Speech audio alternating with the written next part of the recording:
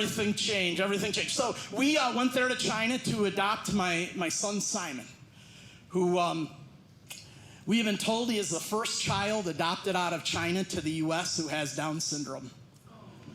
And he'd been abandoned in the woods in the middle of winter on the day he was born. And through a miraculous set of circumstances of all the people on the planet, my wife and I got to be his parents. Now, that's even more significant because I happen to grow up with 4 siblings who have Down syndrome, and 3 of them were adopted. So I got to follow in my parents' footsteps, you know? And man, our whole life, oh, thanks. Yeah, thank you. Our whole lives changed. Everything changed, man. When I became a parent, everything changed. And now about a year later, my wife's on the internet, and she notices that they were just then becoming comfortable with allowing children with Down syndrome out of their country. And there was a second child, said he had Down syndrome, and a family had spoken for him. And then there was a third child named Danielle, and said she had Down syndrome. My wife looked at me and said, I think we're supposed to be her parents. So we flew back to China, and we adopted Danielle and brought her home. And a few months after getting her home, we get called into the doctor's office. The doctor said, I want you to know your daughter does not have Down syndrome. She has something much more rare and complex. It's called Elfie syndrome. It's where part of her 9th chromosome is missing. He said it was a genetic mutation. And I looked at my wife, and her jaw hit the floor, you know. I just kept hearing the words genetic mutation, and I was thinking, cool. My daughter's going to be an X-Man. And maybe when she hits puberty, she'll develop the gift of flight or invisibility.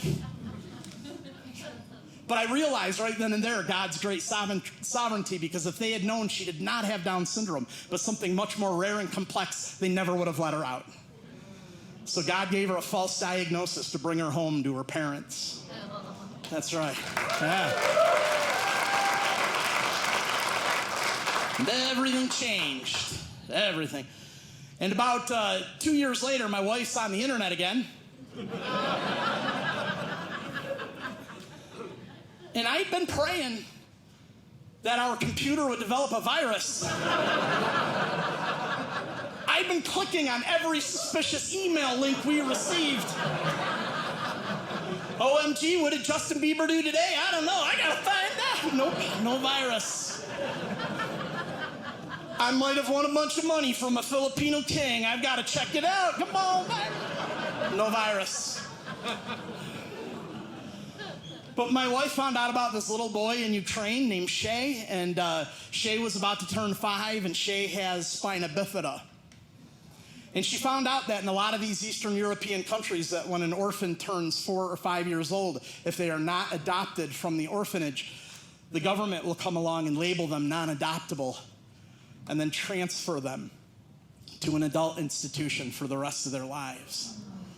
And she also found out from that staff at that orphanage that once he got transferred, that even though we could see little videos of Shay scooting on his hands and knees and tossing toys to his friends, you know, and pushing himself up on chairs, that once he got transferred, the staff at that institution would not want to deal with his disability, and therefore they would leave him in a bed for the rest of his life.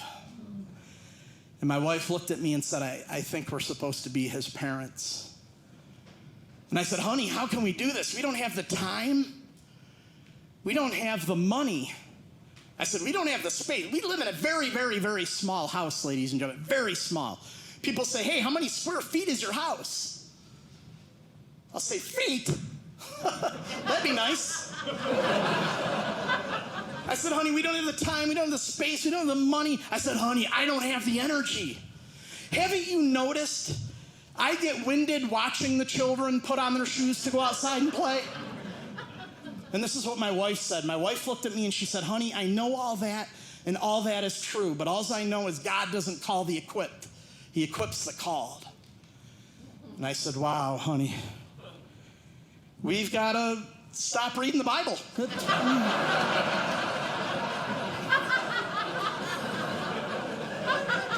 Because this is getting ridiculous. Now, here's the funny way God works, right? Here's the funny way he works. 2 days after we committed to adopting Shay, 2 days after we signed the paperwork, my wife found out she was pregnant. That's right. 2 weeks after getting little Shay home from Ukraine, my wife gave birth to little Emily. Yeah, we put her up for adoption. We figured it was like the take a penny, give a penny tray you see at the gas station. We'd taken a few. It's our turn to give back. No, and everything changed, and changed even more. A few years later, we gave birth to little Stephen. You know, and as I look at my family, and I thought about my family growing up, I realized I was going to be just like my dad. Exhausted. Pretty much all the time. No, they're wonderful additions too. It's like God knew what he was doing. They all fit so perfectly. My daughter Emily, man, she has such energy. And I got very close to her because my wife, you know, she's a physical therapist, and she'd go to work, and 3 days a week it was my time with Emily, you know. And so the other kids would be at school, just Emily and I. And till her first day of school, I got real nervous, you know, put my daughter on a bus for the first time, you know. And I got really super nervous about it, and until about 5 days of school, because I just see like how much she loved it, you know. She'd get off the bus, smiles and giggles, you know. She bound off the bus every day like she was the next contestant on The Price is Right. And I was super, you know, and then I calmed down. And then about 5 days later, I started getting nervous again, because this is how she got off the bus. She got off like this. And she looked very thoughtful. And I was nervous. And I ran up to her. I said, honey, are you okay? Is everything all right? She said, yeah, Dad, everything's fine. I said, does your tummy hurt? Do you feel okay today? Are you sick? She said, no, I feel fine, Dad. I said, did kids picking on you, honey? Were kids calling you names? No, everybody was nice. Finally, I stopped her. I said, honey, did you get in trouble at school today? And she looked up at me with a smile from ear to ear, and she said, nope. Nobody told on me the whole day.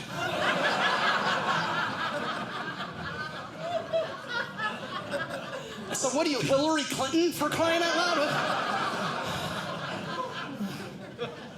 loud? Everything's changed. And my 6-year-old, man, he is funny too. He's just so funny. I'm sitting on the couch with him the other day. And I said, hey, buddy. His name's Steven. I said, hey, Steven, what do you want to be when you grow up? And my heart just soared. And he looked up at me and said, Dad, I think I want to be a comedian. And I just felt surprised. Oh, buddy, you want to be a comedian? He said, yeah, I think that's what I want to do. I said, you mean just like your dad? He said, you're a comedian?